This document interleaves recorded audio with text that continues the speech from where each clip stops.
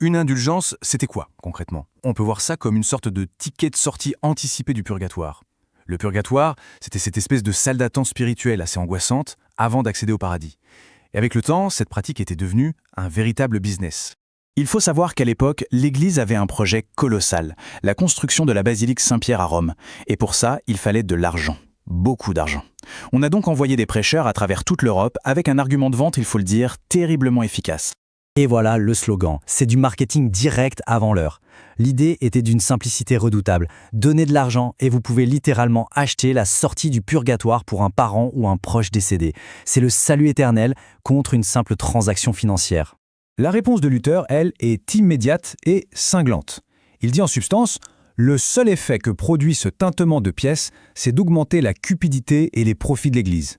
Le salut d'une âme, lui, ne dépend que de la volonté de Dieu, et certainement pas de la somme qu'on met dans une caisse. » Pour Luther, le plus grave, c'est que ces indulgences sont en fait spirituellement toxiques. Pourquoi? Parce qu'elles donnent aux gens l'illusion qu'ils peuvent acheter leur salut, leur sécurité. Et ça les détourne de ce qui compte vraiment, avoir une foi sincère et faire de vrais actes de charité, comme par exemple aider les plus pauvres.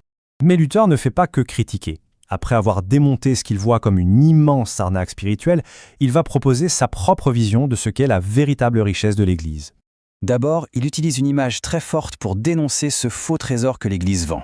Pour lui, les indulgences, ce sont juste des filets conçus pour une seule chose, attraper l'argent des fidèles, pas pour sauver leurs âmes. Et voilà l'alternative qu'il propose.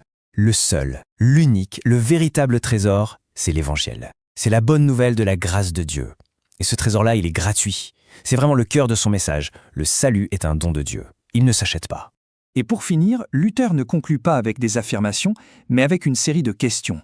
Des questions percutantes, presque provocatrices, que beaucoup de gens se posaient tout bas et qui mettent en lumière les contradictions de l'Église. C'est une question absolument redoutable.